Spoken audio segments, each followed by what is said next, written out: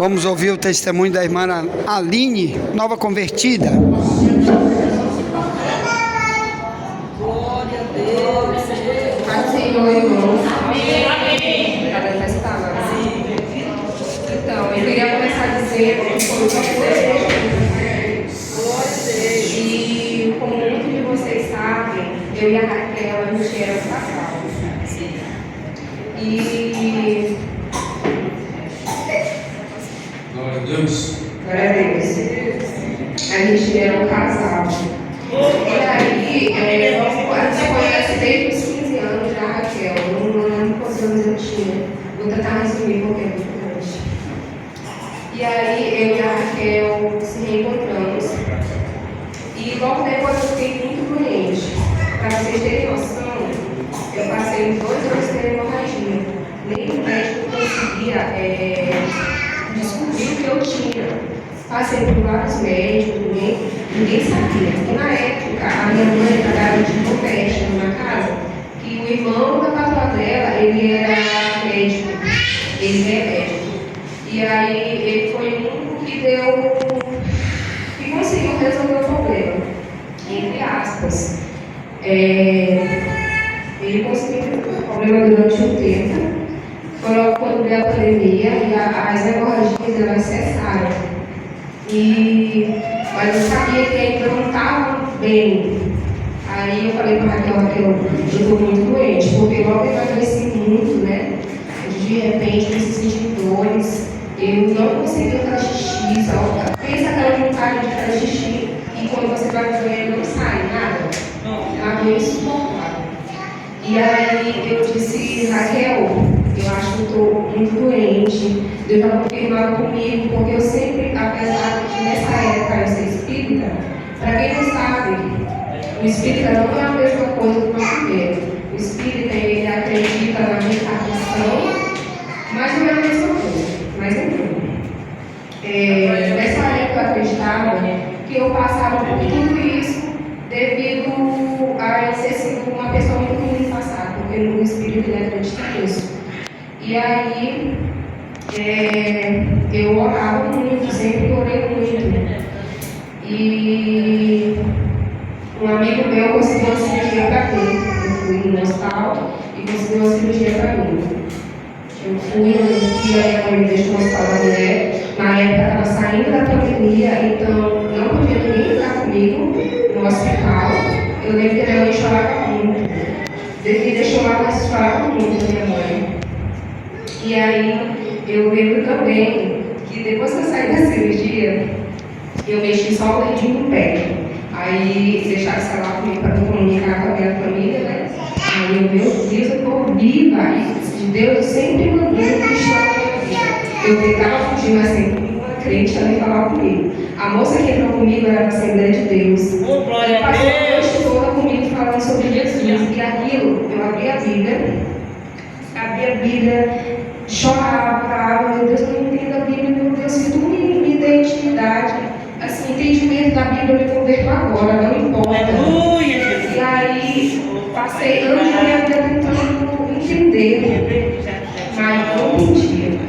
Aí, lembro que eu mexi um dedinho no pé, depois que eu acordei da cirurgia, e na época do BBB. Gente, eu disse. Quando eu falava para essa da família, né? Em vez de eu falar para essa da família que estava tudo certo, eu fui xingar o pessoal da internet, defendendo a Juliette, né? E o pessoal da minha família mandando mensagem, nada eu responder, até que alguém me ligou. E eu, gente, eu estou bem, vocês não estão vendo o que está acontecendo no BBB? Aí o pessoal, tu é doido. Aí todo mundo começou a rir, né? Aí todo mundo começou a rir. Aí o material foi para a biópsia. Quando eu operei, antes disso, eu passei muito mal, né? Uma das minhas idas na UPA, o médico ele me mandou imediatamente para a cirurgia e ele falou que estava do tamanho de uma mão, no ovário, que tinha virado massa. E esse material para a biópsia eu fui para casa e quando veio o resultado da biópsia, eu lembro que eu recebi, eu já sabia que estava com câncer. eu gritava, eu peguei a biópsia, eu gritava. E a minha mãe, ela. A minha mãe, ela chorava. E aí, um amigo da Raquel, e ele passou por esse processo também, e aí eu disse assim, Aninha, vai ao hospital geral. E eu fui no dia seguinte, eu fui operada, né? Fui operada, fui. Quando eu cheguei lá, o médico disse assim, passou uma série de exames e passou a tomografia. Logo, ele viu que tinha massas no útero todo e no último do ovário. E ele falou, a gente tem que operar com urgência. Só que no hospital público, a urgência demora uns 15 dias. Durante esse processo, eu lembro que eu orava ainda, eu sempre tive o hábito de orar. E eu orava porque questionava várias coisas. Porque apesar de eu ter um relacionamento com aquela, ela sempre foi uma pessoa boa de coração. Eu falava assim, eu não sei se a minha religião está me levando um caminho que agrada a Deus. Então eu sei que meu relacionamento não agrada a Deus. O certo é que a gente vai ser a melhor pessoa que a gente puder ser, para não desagradar mais a Deus do que a gente já desagradava, né? E aí, naquele caminho, de todas essas coisas, o material saiu da biópsia e eu já tinha passado por uma consulta de quimioterapia, né, que minha se reuniu. Eu já tinha passado a via médica de Saline. Quando você passar pela quimioterapia e o protocolo, na primeira vez que você fazer a primeira sessão, o teu cabelo vai cair todo. Aí eu disse assim, tu pode escolher uma peruca, que eu vou comprar a peruca para ti, né? Eu disse, tudo bem. Aí, esqueci do detalhe. Enquanto a gente estava no hospital, eu e a Raquel, a gente teve um sonho. Eu tive uma febre muito alta na segunda cirurgia, né? E aí eu sempre andava, ver se eu entender, eu andava com a Bíblia, a Bíblia que está ali com a Raquel, eu andava com essa Bíblia assim para baixo. Assim para baixo, eu estava com essa Bíblia, sempre tentando entender. E aí, na noite eu tive uma febre muito alta, eu acho que a febre dele da minha mente, devido à febre. E aí eu sonhei com os espíritos, não sei se eu sonhei até hoje, foi meio confuso, eram os espíritos pretos, umas sombras pretas muito grandes, que rodeavam o hospital todo, assim. E aí Raquel disse assim, quando eu acordei, meu irmão estava comigo. Quando eu acordei, aí o sonho, a gente foi contando, e a Raquel foi completando o meu sonho. Ela foi dizendo, ali tu olhou, eu olhei também, e a gente ficou assim, meu Deus, tu olhou, Raquel, eu olhei aquelas sombras se rodeando a cama toda. Só que a gente demorou a assimilar que aquilo talvez era o espírito da morte, sabe? E aí eu fui para casa, eu fui sair o resultado, tinha passado por essa doutora, que me passou o protocolo para começar a quimioterapia. E durante esse processo, o material foi para a biópsia, e demorou 15 dias para sair, mais 15 dias, né? E esses 15 dias, o amigo da Saline entra no teu Instagram e começa a seguir pessoas que passaram pelo primeiro processo de quimioterapia, que tu vai entender melhor como o teu corpo vai reagir. Eu muito bem. E lá eu fui seguir um monte de crente, um monte de crianças. Eu não sei se vocês estavam aqui no vídeo, eu estava lá no cantinho quando entrou uma criança aqui que foi pedir oração no domingos. Vocês lembram? Sim. Certo. E aí, nessa hora, eu ficava no cantinho, eu chorava muito. Não sei se ela conseguiu prestar atenção, porque eu estava no cantinho ali, eu chorava muito. Porque durante esse processo, eu orava muito pelas crianças. Eu não me sentia digna de cura. Porque eu olhava para Deus e disse, Jesus, se tu puder me curar, eu pergunto aquela criança. Porque, por mais que o Espírito X ele ensinasse que a gente passa e paga em casa, né?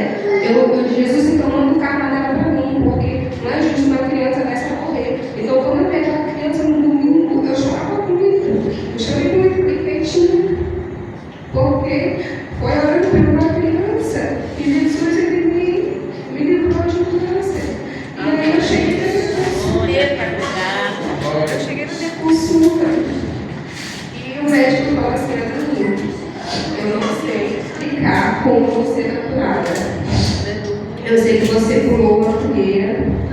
E eu disse assim, Aline,